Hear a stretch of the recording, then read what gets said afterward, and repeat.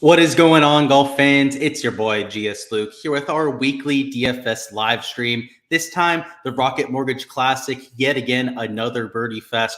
Probably something north of 20 under par winning, but still plenty of DFS contests to take down. You're not going to see players struggle out there all that much, but still, again, money to be made in contests and fame to bring on with it as well, right? Bragging rights, right? Like we have with our community contest as well. So let's go ahead and start with it. Let's bring up the community contest. I see all of you down there in chat as well. If you haven't already joined, I'm going to go ahead and just throw it down in chat right now. It's $1, right?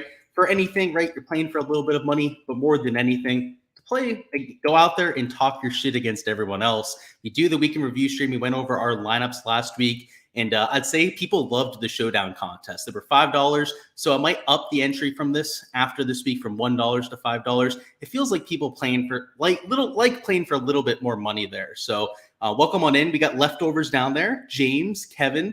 Kevin says hit the like button. Couldn't have said it better myself. What's going on, Mark? Jacob, who I guess hit a bunch of money on Keegan Bradley. Yeah, I played him in DFS. I wish I bet him outright. So hats off to Keegan there. One for Sunday, that's for sure. You saw me on Tour Junkies. Yeah, I love DB. I love Pat over there. I've had a lot of interactions with DB, especially on the prop side. So it was nice to be able to talk a little bit of golf with them and hopefully do a few more collaborations in the future. I've done a few with DGen75 over the past year or so.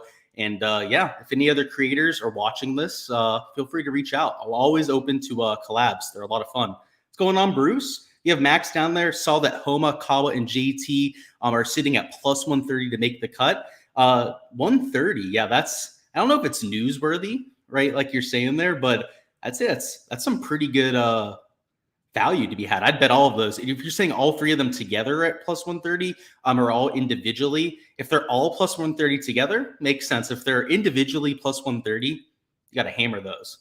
You can't stand Pat Mayo, just saying. I don't know. I kind of like him. He's entertaining, right? He's a fun character out there.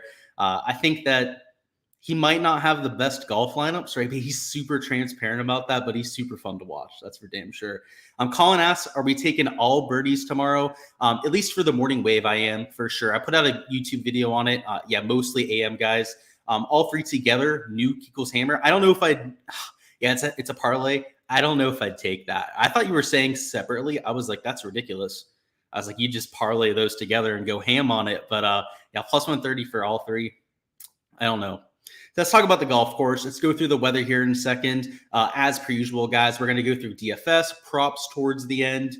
You know the deal. If you've got questions at any point, any comments down in chat, feel free to go ahead and throw it down there, and we'll have some fun with it. Also, meant to mention, I know it's in a Chick-fil-A cup here, but this is a rum and Coke. I was eating my dinner an hour ago, had some Chick-fil-A, threw a little bit of Crown in towards the end. So I guess not a rum and Coke, it's a Crown and Coke towards the end of it, and just made it a drink. So cheers to everyone out there, no matter what you're drinking. They've got your Nuke. Okay. Who's the highest upside play out of my values? I mean, that's a tough question. It kind of, depends on what you're looking for. I mean, I don't know. That's a tough question. We'll talk about that later. I don't know off the top of my head, honestly. Fest. You're going to hear that a million times, but what's actually important to focus on for fantasy? Well, I think if there's one key determining factor that you should be using when making your plays, right? Trying to identify your DFS player pool, for example, it should be taking putting first kind of players. When you get to a field like this, ball striking can be an X factor for going out there, maybe finishing top 5 or winning the golf tournament. But a majority of the guys that just make the cut, honestly, a majority of like the top 25 are going to be guys that are gaining, let's say 6-7 strokes putting over the week. From ball striking, let's say from off the tee to around the green, they might be right around to neutral. You're going to see a lot of those players popping. And especially when the field is, as I would say, like as top heavy as it is, I feel like there's like 8, maybe 9 players that are really competitive to go out there and win this week. And after that, I think it's just wide open, right? I don't think you're going to get a long shot winner, but when you're looking at top 10s, top 5s, and certainly top 25s, you're going to see a lot of just random names this week. And most of them are just going to be guys that have amazing putting weeks. So when we get to DFS later, that's going to impact a lot of my player pool and a lot of my strategy for this week. But in general, if there's anything you're looking at, it really just is the putter. I mean, I hate to dumb it down to just one stat, but that's kind of the end all be all this week. It's nice to have wedges. I would say driving distance is also a nice little boost. Worth noting, I mean, look at this. Finau, Cantlay, Young, Pendrith, Jaeger, Moore. Tom Kim's probably the only short hitter that you can see. The whole way down here to like a Russell Henley. They go here to, let's go back to 2021, right? 2021 here. Cam Davis, Troy Merritt's kind of short off the tee. Okay, we'll give him that, right? Alex Noren, right? Maybe not the longest player, but Neiman's relatively long. Bubba Watson, Braden Hagee, one of the longest players on tour. There's a good mix of those putting first players, right? Like the Kisners, the Norns, the Lebiotas, these sort of players, right? Towards the top of the board, but a few bombers mixed in too. So like I said, I think it's putting first. That's really what we're looking for, but then maybe some bombers, right? Bryson, Matthew Wolff, right? Bomber, that's a pretty decent putter. Kisner again, right? Look at that, right? You see the same kind of players, and look at this. Troy Merritt just keeps popping up every single year up there. Let's look at 2019. Shorter hitters towards the top, and not many bombers. So I would say like the only bombers really here in 2019, a really weak field that year would be like a Neiman. Obviously, you have like Straka, Matsuyama, Hovland. That's Hovland way back in the day, by the way, way before he was even remotely that good on tour. Finished top 15 that week. So you see a pretty good mix of the skill sets. I don't think you like have to have one thing. But like even some of these bombers that are up there, right, like had really good putting weeks. Like Tony Finau gained over 4 strokes putting. Cantlay, Cameron Young, right, all gained significant strokes putting. Same thing with Pendrith. Let's look at a few of the other years here, right? Like you can't just be long off the tee. Like these guys are all gaining strokes on the greens too. Maybe not all putting first specialists, right? I'm not saying that you have to be a putting and an off the tee specialist, but you at least have to be capable of going out there and having a spike week. Because like, look at this, Matthew Wolff, right, gained a stroke and a half putting per round. DeChambeau gained nearly 2 strokes putting per round out there. Let's look at the 2019 ones, right? Like kind of like the Hideki's of the world and stuff. Like Hideki here, he at least gained on the greens, right? Hovland gained over a stroke per round on the greens. Joaquin Neiman, right, gained 3/4 of a stroke per round on the greens. All of them still at least gained on the greens. That's why I said like putting might be the end all be all this week, right? Because like even the bombers have to make that a combination. Like the approach play, like I feel like you can't carry yourself with it here. You're gonna see a lot of guys, especially top 5, top 10s, right, that are gaining with the approach play, but it's not like a US Open where like you see guys that are gaining like 2.5, 3 strokes per round with the approach play, so on and so forth. That just like, I don't know, over the years, you haven't really seen that happen here. The best iron player last year was Charlie Hoffman in what? He finished T10. That's what he got for that, right? Because I mean, if you could have guessed it, he lost strokes with the putter, right? One of the only players, I guess, other than Russell Henley, that also lost strokes putting that finished in the top 10 last year. When we're looking at the weather, I don't know if we see a massive edge, but we'll go through one of the micro edges that I think we see out there. Thursday, whether you're looking at the HRRR, whether we go over here to the NAM model, they're calling for slightly higher winds in the afternoon than the morning. This NAM model is starting to get a little nasty. So rather than just maybe like a minor edge tomorrow, you might be seeing something closer to like maybe like a half a stroke between the waves there tomorrow. So that's something to keep an eye on if you're playing Showdown. But over there for Friday, it's very similar, right? This NAM model, actually, it's starting to turn a little bit. It looks like the morning there on Friday has a little bit gustier conditions than it did before. But yeah, if there's going to be any edge to be had, I say it would be the AM PM wave, at least per the NAM model. Over here on the HRRR, which is really accurate for tomorrow, but not so much for Friday. That's the issue with this model. Again, they're calling for slightly better conditions tomorrow morning. And then on Friday, which again is a little bit too far out for this HRRR model, they're calling for not that bad of conditions in the morning. And then in the afternoon, right, it's a little bit too far out for it to even load, like from 3 p.m. onward. But it's looking like 8-9 miles an hour, right, for the early afternoon conditions, like mid-teens in terms of your wind gusts. I think if there's going to be an advantage, I guess it, like, I don't know, both models don't really agree, right? I would say for this HRRR, like, maybe PM AM, because it kind of looks like Friday afternoon might be gusty, but like it's not even fully loaded yet, right? And it's only just starting to get data there for the afternoon wave. I'm not using the weather that much this week, right? Just to give you guys my stance on it, right? I'm looking at data here that looks like there might be a wave edge. Like there might be AM, PM, there might be a PM, AM wave. Kind of depends on what model you're looking at. But at an easy golf course like this, with a scoring average, maybe it's the difference between like a 2.2 under par or 2 under par scoring average. I don't know if that means that much. Like the morning wave each day, I think is going to be the place to take it low, right? Most models at this point kind of agree with that. The real gray area is, I guess, Friday afternoon, right? Is it going to get gusty? Is it going to get similar to tomorrow afternoon, right, in terms of wind gusts, where the sustained winds, the wind gusts are maybe like 5 to 6 mile an hour higher? If you think that's going to be the case, there's probably not a huge edge to be had, right? But if you think that here on Friday afternoon, kind of like this NAM model is calling for, which I would say is the most accurate forecast to look at if we're trying to evaluate Friday here, it looks like it calms down, right? Like from 4 to 7, when most players are going to be maybe wrapping up their round or at least playing maybe this whole second half of their round. It looks like the sustained winds go down. It looks like there might even be a little bit of rain, which I know there's a few sites that were calling for potential thunderstorms, but they're scattered thunderstorms. So there may or may not even be a delay in play out there. But let's assume that there's no delay. Maybe there's a little bit of rain that comes through. These guys, when they're finishing their round in calm conditions, might make up for that difference, right? And they might end up being the advantageous wave. So, I hear people always talking about PM AM being like the one they try to decide towards, right? If everything was equal, because of the momentum, or you can ride your round from Friday, just wake up early, go out there, rinse and repeat, go out there, shoot another 5, 6 under par round. But I also see like the opportunity here for Friday afternoon to play really easy, right? Now, if that's the case, then that could throw us into a loop. So I'm not really playing one wave or the other. I know last week I talked about maybe playing like 15% correlated in either direction, which I did last week, which some of my correlated lineups, especially after day 2, were towards the top of the heap. I don't know if I'm doing that this week. That just feels like maybe you're trying to do a little bit too much. Let's see. Have they posted pin locations? That would be huge. Doesn't look like they have yet. All right. Well, hopefully they do here at some point. Usually it's right around now that they'll start posting those. But let's hop into DFS. Let's go through some of our strategy here for this weekend and all of your questions on a player-by-player basis. Afterwards, we'll go over to props. Where are we at down there?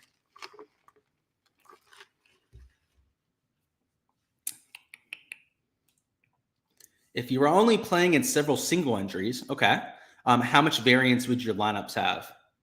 So you're talking about like on the optimizer. I don't love playing around with variance if you're talking about like on an optimizer basis. If you're talking about just how much I'd like change up my lineups, right? If I was just like throwing a couple single bullets out there, it'd be quite a bit. It's a birdie fest. It's so random this week, especially down low that like, I don't know, your value plays that maybe play like once in those single entries, right? I think you'd never use them again in another single entry. It's I don't know. It's a tough week. I know we have a comment down here that it's like a pure luck contest. Yeah, kind of agree, right? So you got to pick the right putter. Kind of annoying. I kind of like that I'm playing 150 lineups this week because it helps me out with that, right? It gives me a lot more bullets to work with. I couldn't imagine putting a lot of money in a single entry. Like I'm playing a couple single entries, $200, also $100 single entry, but I couldn't see myself playing like 2K single entries like I do for some tournaments.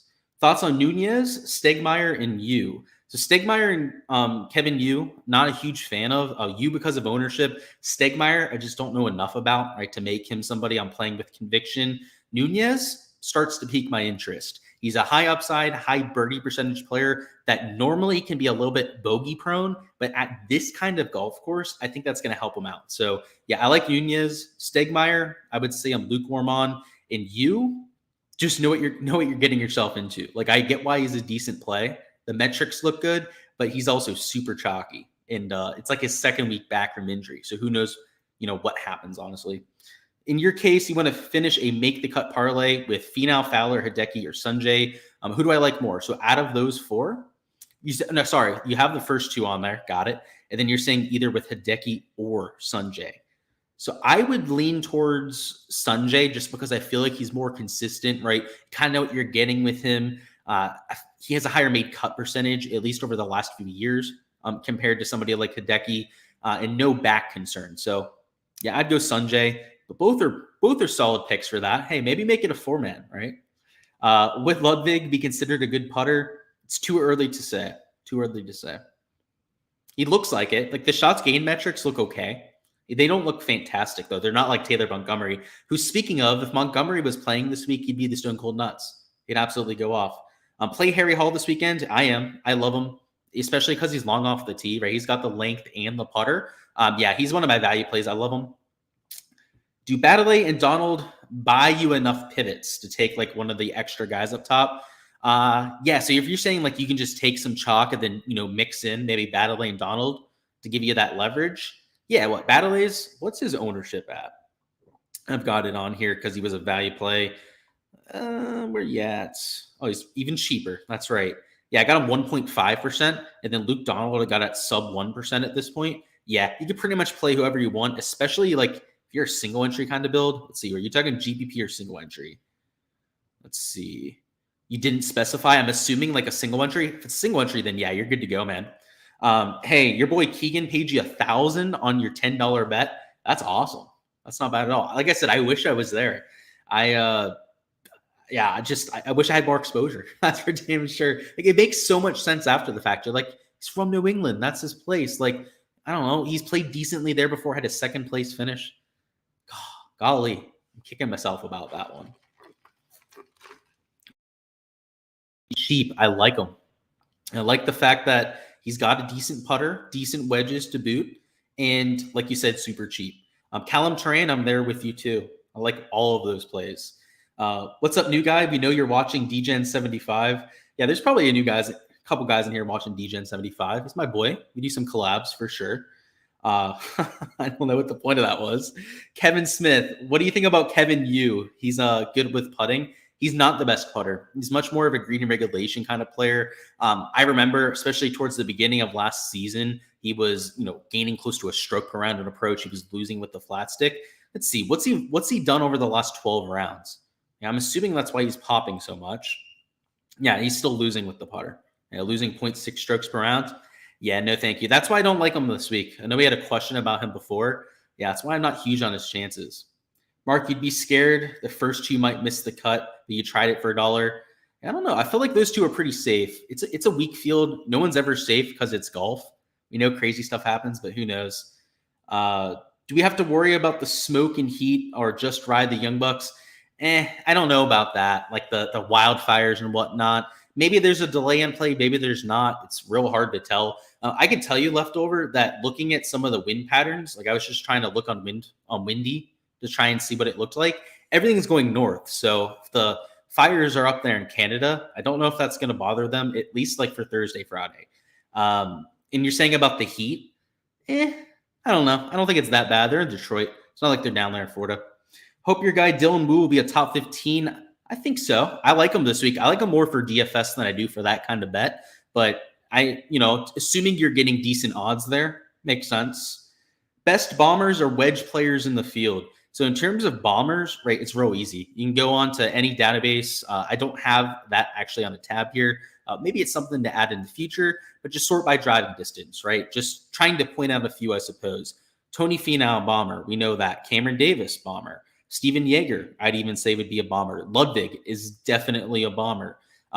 Benny Ann, believe it or not, is like number 3 on tour in driving distance this year. You've got Davis Riley, hits at a country mile. Gordon Sargent, bomber. Joseph Bramlett. I mean, there's a ton of them, right? Like, we're not going to go through the entire field, but they're super easy to identify just going on to like pgatour.com, any database that you might have access to, and just go into the driving distance tab. In terms of good wedge players, that's a little bit harder to cycle by. There are some databases, a few that I have access to that I pay for, that I can sort by 100 to 125 yards, 50 to 125 yards, so on and so forth. That's your best bet on that end. I guess just to throw a few names out there, Max Homa's a pretty good wedge player. Justin Thomas is one of the best wedge players of all time, so you definitely throw him in there. Tom Hoagie's a real good wedge player.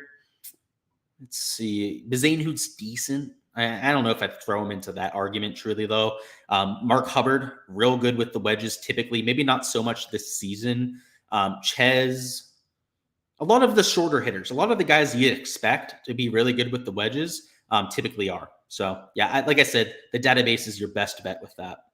Where we at? Help you. Oh, Luke, you're stressing. Yeah, Nick's got a Fantasy World Golf Championship ticket. Not even a ticket. He's into the first round that he's out there sweating. Have fun with that. I have to say, I've never tried to qualify for those. I kind of want to. You're going to have to let me know how it is, especially after you qualify, Nick. So get after it. Don't be nervous. Go out there, do your thing, Nick. The only thing I'd say is just make lineups how you always do. Don't change it up too much. You play $1,400 single entry, usually go 4 chalky and 2 punts. Yeah, that seems about right, Kevin. Most of my lineups are like 2 chalky, 4 pivots, but if you want to play a little bit more chalky, you can get away with it. Am I playing any min price golfers? I am not. Cheapest golfer I'm playing is Luke Donald. Jacob says, who are your top 5 for one and dones? I'll give you my top one and done. Not going to give you my top 5. That seems a little excessive. We have a lot of questions, right? We're already half an hour through almost. So my top one and done this week, this is assuming that you're coming from behind, right? Because honestly, guys, I'm sure there's a few winners out there for one and done. Majority of you are probably playing from behind, right? Because majority of the field is playing from behind. So if I had to give you like a pivot to take, that's not going to be super chalky. Kim Davis is your guy. I'm not even playing him for PGA DFS, but it would not surprise me for him to go out there and win here again. He cashed me a 100 to 50 to 1 ticket at this golf tournament a few years ago, and it was because he's like a perfect course fit. Now he's like 9K now. He was like 7K that year. He was like 2% owned. Now he's like 15% owned at this sort of golf tournament. But in one and done, I don't think that many people are going to play him. Like he'll be 5% owned probably in most one and dones. I feel like you can make up quite a bit of ground on people if you took him. So I'll take him. Cam Young, yeah, he played well. Or you're saying Carson Young? Yeah, I say Cam Young played well here last year, right? He finished like 3rd place, I believe, in the field. But yeah, Carson Young is a good play this week. The other C Young, maybe the true C Young, based on how they've recently been playing. Thoughts on Pan? He makes a lot of sense. He's actually not that chalky. Let me double check. I'm going to bring up my ownership on another tab here and double check his ownership for you. Let's see. Yeah, I got him at 4% ownership. Yeah, that's fair. I like him. Pretty good flyer play. What about Sargent? You're going to be really early if you take him here and he plays well. I'm kind of undecided. I haven't taken him myself, I'll tell you that much, just to be fully transparent about it, but I'm very close to. Like, I don't know. The upside feels like it's like through the roof. But compared to guys like Bennett, compared to guys even like Aldrich Potgeider, right, which is another amateur who's in the field, he's like, I think $6,100, something like that too. He's like super cheap. He's less polished than the rest. But let's say it, he's the only one with like a TaylorMade sponsorship. So maybe that says something too, right? He's probably higher upside than the rest. Thoughts on Auberg, Hall, and you? I like Auberg. I like Hall. Not so much there with you. Not the best putter. The top 2, especially Harry Hall, really good putters. That's kind of what separates them. Would I play 1 10K or 3 9Ks in cash? 3 9Ks. I would take like 3 mid to upper 9K players. You playing any of the King of the Desert? I will be, especially if Nick lets me know that it's a good time up there when he gets there to the final. So we'll have to see. I'll have to hear Nick's thoughts when he gets there in 2 weeks. Blake says, any Smotherman this week? Yeah, I am, but not much, Blake. It's like 3%. So I'm taking a dabble of it, but nothing crazy. What do I think is going to happen to Keegan again? I don't know. He might finish like top 20. I don't think he's going to win. He feels like, I feel like he's really taking in the win over there at the Travelers, and that's not a good thing for players, at least in my opinion. Are you the only one that think the PGA tries to determine the winner? Maybe in some cases. I don't really think there's evidence for that, though. Nick says, Spawn or Hostler? Oof. See, that's a good one because Hostler's not been playing well of late. But this is like the perfect Hostler golf course, right? Hostler, just like spray it off the tee, but hit it a mile. That works here. And then a really good putter. Unfortunately, he's losing on approach and losing with the putter somehow. So it's like, what the hell is going on, right? On the other hand, Spawn's not playing that much better, right? At least he's gaining tee to green, but he's losing with the putter too. Ugh, that's tough, but I feel like Bo. Just because Bo like should be gaining with the putter. Like that's not going to last very long. Let's look at the last 36. Dumpy Bo, right? He's a neutral at least. I mean, that's still way below his standards. Where's good old Spawn? Yeah, still losing too. They have like the same stats. 36 compared to the last 12 measured rounds. It's kind of scary, honestly. Like they've been this kind of shit player for like 4 or 5 months at this point. Like, and the recent form can't be much better, can it? Missed cut, a couple okay finishes, and then Spawn, missed cut, couple okay finishes, another missed cut. Oh boy. I'd probably go Hostler. But yeah, in this kind of field, like, you'd think that they could step their game up. I like both plays for sure. Is Hogart a good putter, or why do you like him? Yeah, he's a good putter. He is. He's even when he's not playing well, and he's not been playing well of late, he's still going out there and gaining with the flat stick. In fact, close to half a stroke per round. He's also really long off the tee, so that's the other half. Hadman versus Maladati.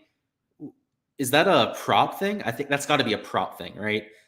If it's a birdie or better matchup, which I'm not sure what it is, yeah, I'd take Malinati there, actually. What do I think about CT Pan? Decent play, decent ownership. I like him in GPP formats. Maybe you take him like 10% of your lineups. Any big narratives I'm after other than Bombers? Yeah, the Bombers, I think, is kind of what I noticed with upside. Like, a lot of the guys that are winning this event are finishing top 5, hit the ball a long way. But other than that, it's just like all putters, man. Like, there's going to be so many random players that go out there and finish top 20 this week that obviously we've heard of. We play PGA DFS, most of us, every single week. We're going to know of them, but like your average golf fan would be like, who the hell is Harrison Endicott? Or like, not to give away all my plays, but like, who the hell, right, is Sam Bennett, for example, right, that goes out there, finishes top 20? It's going to be a weird week. So I would say embrace the volatility would be my other one. Should you play Doc Redman? He went low here a couple years ago. I think you could play worse players. I'm not there myself, Donna, but yeah, that helps his case for sure. And he's honestly a pretty good player. Like, if you've been playing DFS like since that happened, which I have been, he pops up like once every couple months, have like a top 20 finish, and he's always super cheap. So that pays off big time. So yeah, I like it. Spawn's ownership is ridiculous. Yeah, Spawn's way up there in ownership. Yeah, I'd go Hostler. Like they should be the same ownership, right? Shouldn't they? Like, they're the same player pretty much. 68 or below, Baddeley. Yeah, I like Baddeley. He's one of my value plays, so he's like probably the one that sticks out the most. Where are we at? What is he? He's like $6,700. I guess up there at 68. There are a few names that I like, but not that much more. Like, I guess Chesson Hadley, I'll point him out. David Lipsky, I know somebody asked about him a little bit before. I probably like Baddeley a little bit more. Just, he's so consistent. He's shit on by the price makers, and I don't understand it. This is Ricky's to lose. It's this damn tournament. This guy is trying to mush him so hard out there. That's funny. You're probably fading Ricky this week, huh? I couldn't blame you. He's the highest owned player. So let's talk about some of the strategy. Now we've gone through all the comments. This week, I think there's a couple different ways that you can take it. You can maybe pivot up top, but if you're pivoting up top, it's like off of a 23% owned Ricky to like a 19% owned Tony Finau. It's like a 4% difference. What is it? The lowest owned player up top, I think, is Max Homa, and he's like 16.4%. Like, you could pivot off Ricky to like a 7% lower owned Max Homa, right? So like, up top this week, I feel like there's not really leverage to be had unless you just like faded the whole top end of the board, which in this week of a field, I think is just donating money. You would just be like taking your money, throwing it to the Red Cross. You'd be better off doing that. You'd be doing a lot better things for society than just going out there and donating to our player pools or our prize pools out there in DraftKings. But if you want to be that guy and just fade the top end of the board, by all means, go out there and do so. I'm perfectly happy to go out there and take those donations. But what I'm doing this week is I'm just picking my guys up top and moving on with them. The 7% gap between Homa and Fowler doesn't make Homa that much a better player than Fowler. In fact, when I started to see that Max Homa was going to be like 16% owned, I was like, do I really want to like force in a pivot with Max Homa when there's really not that much of a difference in ownership? Now, this is in large field GPPs, so please keep in mind that in single entries, there's going to be a larger difference in ownership. I'd imagine the Max Homa might even be single digit owned in some of the higher dollar single entry contests, and that Ricky might even be 30% plus owned in those sort of contests. So just know that this is reflective of GPP ownership. And these are the contests that I specialize in, right? So that's what my ownership is catered for. That's what 90% of you out there are playing. And every week, right, we try and point out where some of the ownership gaps differ between this and single entry. And like the guys that are going to be steamed up, Hideki might even be 30% owned. Ricky might be 30% owned in those sort of contests.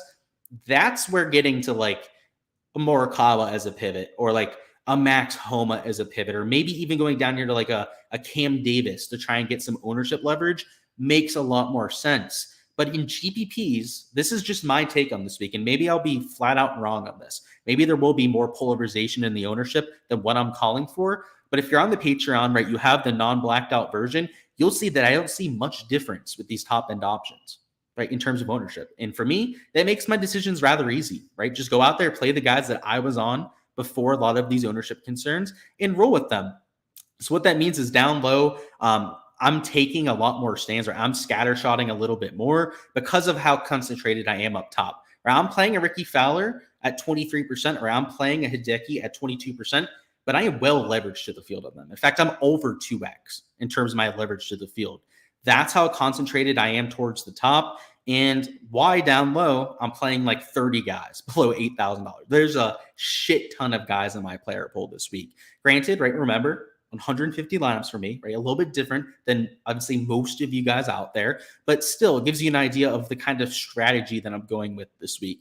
There's a lot of variance. You're just looking for guys that can get that hot putter, and it's like trying to find a needle in a haystack to try and find one of those players. And, you know, the best candidates for that, right, would be your best putters, right? The ones that gain more strokes on the greens than other players. But like even then, right, those players are not guaranteed to go out there and have a good week on the greens. So it's a tough week for DFS. Like, let's just be transparent about it. It kind of sucks when we have these birdie fests. It's going to be like it this week. It's going to be like it at the John Deere. It'll be similar for a few other golf tournaments, like the 3M Open after the Open Championship that we'll be dealing with. It's just, you got to embrace it. And if you don't learn your lesson this week, or at least you don't learn your lesson right now, right? Me trying to tell you, you'll learn it after this week. You'll see all the random names at the top.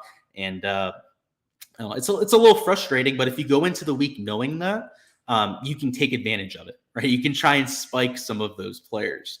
Let's see what we've got. Am I concerned with the Hideki ownership? Yeah, not so much, because he's 6% higher owned than Max Homa, and he's the lowest owned player from Sanjay up. So like, it's just not a huge difference to me. It's like 6% owned, which means next to nothing. Like it's not even that many different lineups. Hideki's a good play this weekend. I agree. You mentioned Hideki's back issues. He's playing late tomorrow. Yeah, he hasn't had an issue for a while. Fingers crossed.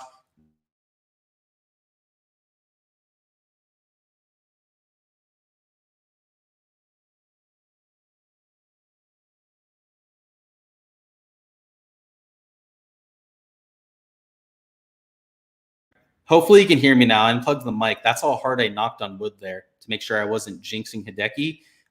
Just to make sure that all of us that are playing Hideki don't get screwed. So we could blame that for why my mic unplugged. But yeah, the back issues should be behind him. Right? Like he's had enough time to work it out. He hasn't had it flare up for a while.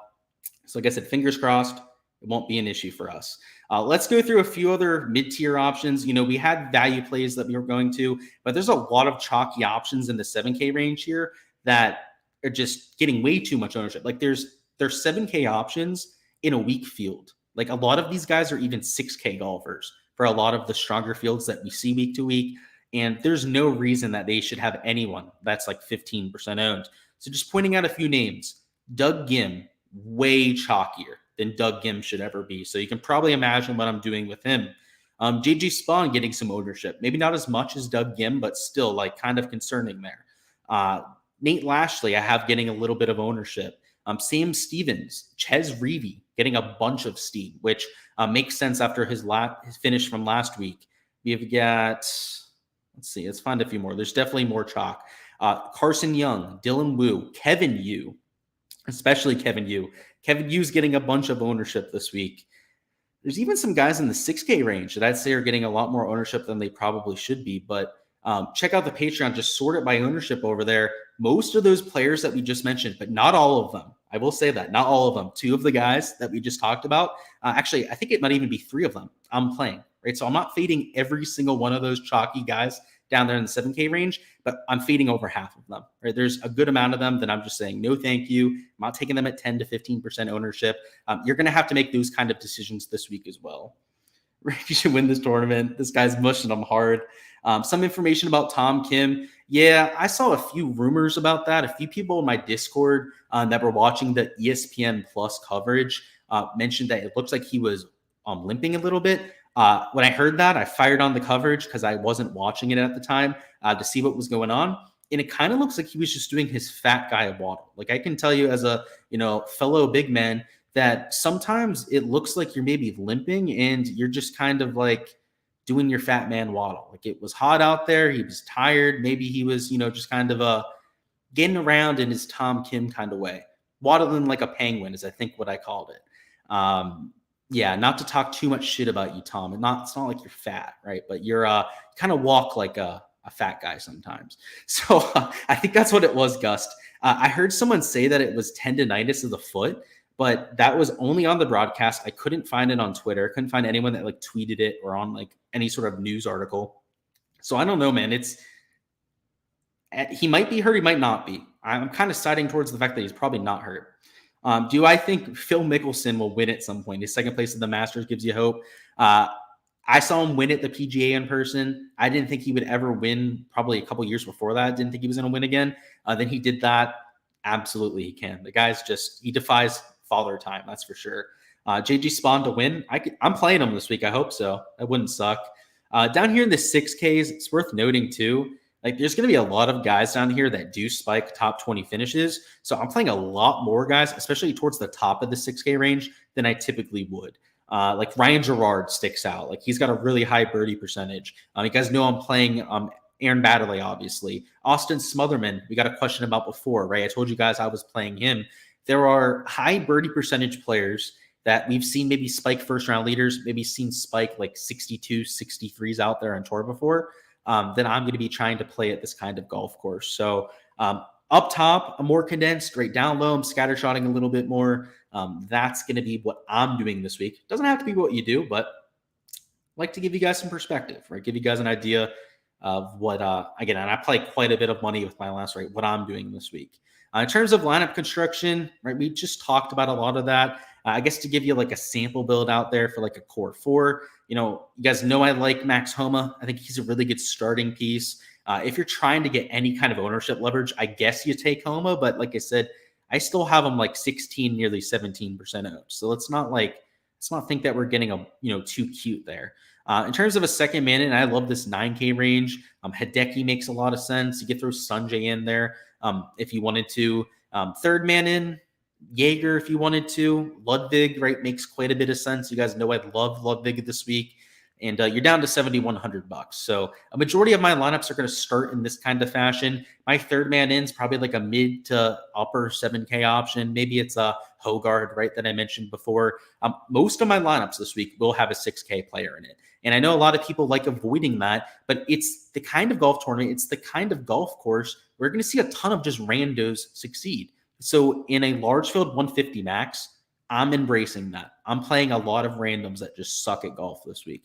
And I'm going to have lineups that just tank, right? Because these guys go out there and miss the cut. But when I have somebody, and I know I mentioned this, right, as a value play, and I'm sure people out there like won't tail this. Like people will go, okay, that's taking it too far, Luke. But Luke Donald legitimately makes a bunch of cuts. And like, let's look at this, right? BMW Open, this was Euro event, made the cut at the Memorial, an elevated field at that, okay? Charles Schwab Challenge, pretty decent field, right? Not elevated, T40. Missed the cut at a major. Well, okay, it's a fucking major, and it's Luke Donald. He hits the ball like 2 feet. Like, what did we think was going to happen, right? Missed the cut at a DP World Tour event. Okay, that kind of sucks, but made the cut at RBC, made the cut at Valero, missed the cut at Valspar, made the cut at an elevated field API, missed the cut at Honda. Okay, that's a volatile course, but still, that's a weak field. He probably should have made the cut there, but another elevated field makes the cut. I mean, this guy's like in harder fields, much stronger fields than this, making it to the weekend. Now, the other counter would be, what's his best finish? Like a T38? That's a fair argument. It is. I think it's like a T38 is literally his best finish. But honestly, a T38 at $6,300 might be enough, right? And he got that T38 at an elevated field. He got, a T39 at the API. He does that same thing this week. That's probably a top 25 finish, maybe even a little bit better than that. So don't hate him this week. I'll just say that much. He opens up so much salary that you saw, right? When I added him in there, you're at $7,500 remaining. If you went a little bit cheaper with Hogard, you could take like another 9K guy. if he wanted to. It's not so much Luke Donald as a play, right? Trying to get that top 25. It's what it buys you, right? It's what it opens up, that's for sure. Nick with a question. And if you have any DFS questions, get them in right now. We're going to do props here in a second. Benny Ann or Jaegerbomb? So pretty big price discrepancy, but that would be Jaegerbomb for me. I wish that he was priced closer to Ann, right? That's probably where he should be priced. But that's also why Jaeger's only going to be like 8-9% owned this week. If Jaeger was 8,100 or even tied for Benny Ann in terms of price at $8,200, he would be like 15-16% owned. So if you have the salary, if you can make it work elsewhere, and it's like a 50-50, maybe trying to spend down, take a different value tier option, like I would go with Jaeger. Like Jaeger's the better play. If they were at the same price tag, right, Jaeger would be like at least 1.5, maybe even twice the ownership as somebody as a, Benny Ann down there. So I think that's a good way to look at it. I think the skill set makes sense. He's played well at this golf course too. When he had a 5th place last year, way back in the day, he did miss the cut, which I guess kind of sucks. But what's Benny Ann's history here? I don't even know, honestly. What, 76, T13th? Yeah, I'd rather have the top 5 finish, frankly. So yeah, Steven Jaeger for me, boss. You're taking Tom Kim. I could see it. You're saying off the top group. I could see it. That's for sure. We're hoping you were going to keep the Luke Donald thing just between us. Yeah, no, I talked him up on a value play. That's the thing. I don't think many people are going to play him, Mark. Like people don't like taking the leap of faith on those players. And if they saw my exposure every week, people would just be disgusted. I mean, the amount of guys I play in the 6K range is sometimes, and I mean, obviously, if you're in the Patreon, you've seen it. It's aggressive. I'm okay with guys missing cuts. Luke and spicy about Luke. Yep. I'm telling you, if he makes the cut and finishes top 25, it's going to be a good week for me. Who's a high-owned tournament pick that is most likely to miss the cut? Ooh, that's always a tough question, right? Like a Homa, a JT, right? Both guys I'm playing this week. Yeah, probably those two. They're I would say the least consistent of the guys up top. If you're talking about like a 7K player, anyone that's not a good putter. So like Aaron Rye, right? That's why he's a fade for me. Or like even Austin Eckroat. Like Eckroat's not an elite tier putter. The cut line might be -6, -7 here. Like you might just miss the cut, like shooting -5. Like that's easy to have happen. Smalley, okay. So Smalley's getting love down there in the chat. Yeah, I think he's a little overpriced for me, but I get it. Hubbard or Suh?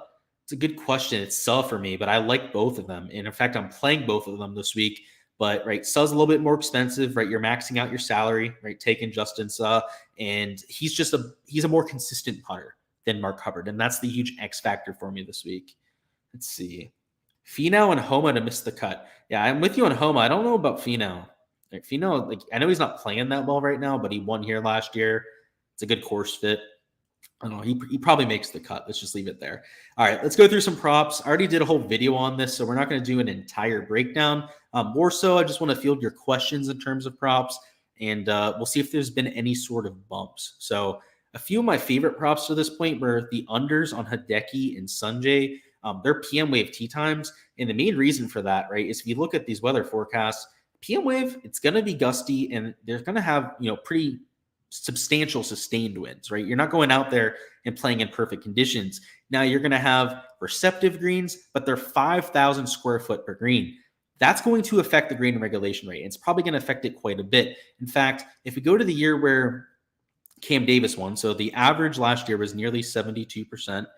The year Cam Davis won, the average was about the same. It was pretty windy that year, so I guess it didn't affect the averages as much as I would have expected, but it was also extremely receptive that year. But we'll see tomorrow. We'll track the percentages. My guess, my projection for tomorrow is that you're going to see a green and regulation average very close to last year, close to the 72% number.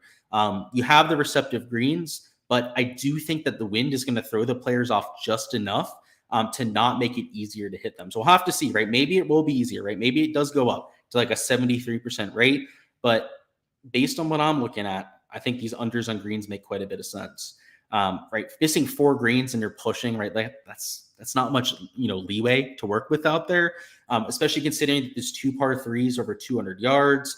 There are a few par fours over 475 yards, I believe 2 of them on site. So those are real easy greens in regulation to miss. And then they're just 5,000 square foot greens. I mean, our numbers at Pebble Beach, for example, right? Another course with really small greens. The green and regulation projections are usually at like 11 and a half, 12, even for like elite tier players at that kind of golf course. So we'll have to see how it works out. I know last year Prize Picks was posting these same kind of players at 13 greens, not the 14 that you see right there. If you're going to take any positive stances, make them early players, right? Guys that are avoiding the wind for the most part. Ricky Fowler, Tom Kim fit that description. There's a few other guys down towards the bottom at 4.5 that I have posted on my Patreon page. But for props, I feel like it's not the best golf course for it. Like, we might have to wait for some mispricing to come out. You're going to have to take some scatter shots towards the bottom. These elite tier guys that are at 5 birdies, I would say that a majority of them, right, if you had to just bet all of them and take them for overs, it's probably not the worst bet. But you're going to have guys that go out there and only make 3, 4. You're going to have a ton of them, and I mean a ton of them, that go out there and make exactly 5 birdies, and then probably 2, 3 that go over. So it's just, I feel like it's not the best board to go out there and hit for a lot of money. A lot of these birdie props are going to push, and then the strokes board is even more of a toss-up. The bogey average, which I feel like a lot of people have just failed to acknowledge at this golf course, was over 2.4 last year, which means even when these players are going out there and making 5, 6 birdies, strokes are still hard to keep, down below a 68 rate. It's a par 72. So it's just, I don't know. I feel like it's not the best board. Is I guess what I'm hinting at there. A lot of the early value I got on Underdog was strokes before they bumped them like a whole stroke and a half. What did they move Colin Morikawa to 5.5? No, they just took it off. But I got Morikawa over 67 strokes. I got Tony Finau over 67 strokes. Kirk was at 68. You had guys like Homa at 67.5. I mean, like, there's just been a ridiculous amount of bumping done. So I think you've missed the boat a little bit for props. These, green regulation props are probably the best props left. And the slip that I did for the video, if you guys haven't seen it already, you don't need to watch the whole thing, obviously. It was these 4. Took these 4 for a slip. You can play them for an 8x flex. You can play them for a 12.5x power play. I think both equally get the job done. And I'd probably leave it at that. They have a few holes played props. Honestly, if you're trying to take like positive stances to try and cancel out the negative multiplier here, right? Because, I said I like this Hideki Sanjay prop. They're probably my favorite 2 props. The issue is they only get 2.5x if you play them together. Way you could fix that is just take one of these holes played props. So like Aaron Baddeley, I like this week, right? I mean, look at his hair. Christ, I'm looking like Baddeley out here right now. I need to get my hair cut. But right, if we took him, right, rather than getting like a lower payout, we get the normal 3-leg payouts, right? 2.25x, 1.25, or of course just the normal 5x for that 3-leg parlay. So sure, you have to add in an extra leg, but it's not like this correlates to the golf course, right? Where you think maybe in the afternoon it plays a little bit more difficult. These sort of guys are immune to that, right? It's just whether they make it to the weekend or not, which I have as a category on my spreadsheet, right? And in terms of Baddeley's made cut percentage, let's see where I have it. I've got him at 53.94%. So it's not like he's a lock to go out there and make the weekend, but per the numbers, right, he's got a better chance to make the cut than not there. So that would be those would be my main suggestions when it comes to playing over there for props. Underdog, if you're going to play anything right now, I had the over at Finau 5. He's at 5.5 birdies on Prize Picks, so I guess a little bit of value to be had there. And then Keegan at 68.5. He's at 69 strokes over here on Prize Picks. So, like I said, they've bumped almost all the value over here in Underdog, but that would be what is left. Let's catch up on chat and then hop on out of here. What do we got? Thoughts on the big rig? I think it's a decent course for him. He's a pretty good putter. If there's one thing that Harry can do, it's hit himself some wedges and make some putts. So in terms of a flyer play, it makes some sense for me. It's a green light from Luke. Good luck, everyone. Let's go. Absolutely. Best of luck, everyone. Hope less on greens is right. Yeah, I'm taking those 2 for under. That's for sure. I mean, they have 4 greens to work with, right? They miss 4 greens out of their 18.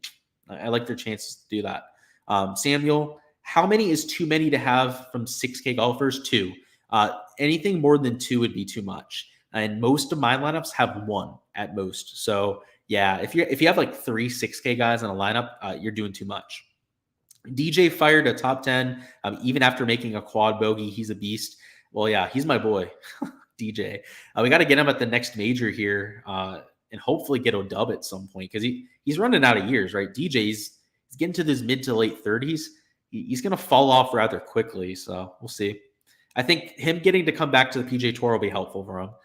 Chris says, thoughts on Taylor Moore? I love him this week. I've been trying to avoid talking about him because I don't want him to get chalky, but I love him. If I did play Showdown tomorrow, would I play all morning guys? Yeah, I would.